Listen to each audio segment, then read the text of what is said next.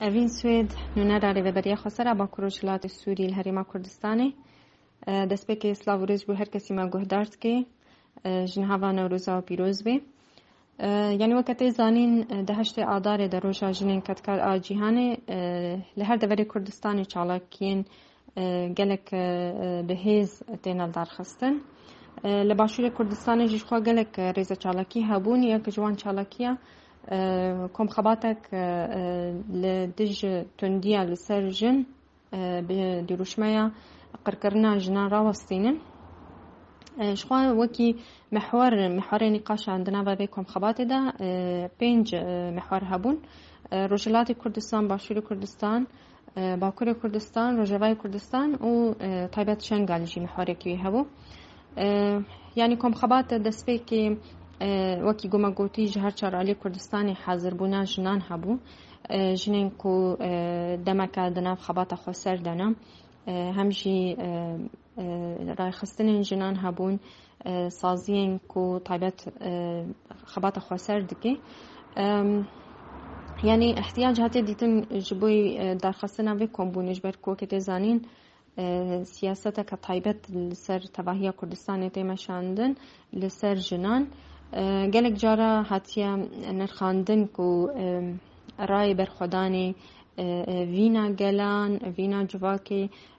ده شخص جنده تمثیل دکن جبویشی هری زیده ایریشن قرقر ایریشن تون دل برانبری جنانا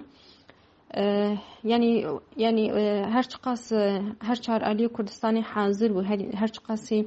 پرزگری که محمیانا سیاست قرقر لسر جنان تبا لی هر بشک جی جدابونا وی سیاست طیبت یک گوسر وی بشیت مشاندن مینا کل باشور کردستانی جدایج باکور کردستانی قرقرنا که سیاسی گران هیا لباشور کردستانی جن روزانه همان بیجن تینا کشتن بدست مالباتا خواه بشکل کی يعني بشكل كي روجانية همجي تندية كجلك توجل برابرين جنان تمشاندن ليفر لروجاوي كردستاني مجي وكي تمثيلية روجاوي كردستاني مجي هم بحثا شورش روجاوي كردستاني كر هم بحثا دسكفتي خوي كر لي ما قلت أم ناخذ هنا برزقريكي خوجي بنخمين أم برزقريكي خوجي بارفات كان روشا آبوريا جران روشا كوچبري خزاني يعني اف حمود بنا سبب كو برنگه کی زیده باندور خال جواکت که طیبت الجنان گلک باندورت که و در انجام ده پرزگری که ما مخابن حتی نه پرزگری که ما ای کشتن و خاکشتن جنان جیه های امنی کارن بیشن گو تنه یان جی رجا صفره طیبت نقاش ما هاتی کرند علیه هری من داگر کری دابونج برکو لور سیاست که گلک جدا البرانبری جنات مشاندن هجرواندنش تجاوزش کشتنه و گرتن و هر وکیدن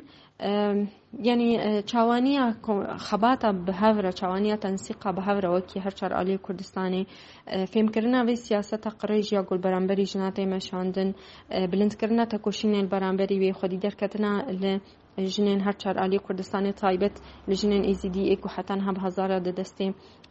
داعش دنیانجی الجهنه ندیارن نقاش بی شکلی هاتا کرن پیشنیان هنگ و ابوری بردوام کرن یعنی هلبت به هفگرتن و حس کرن و یکی تیار جنان هر ریا چاره سری همجی بشنگتیار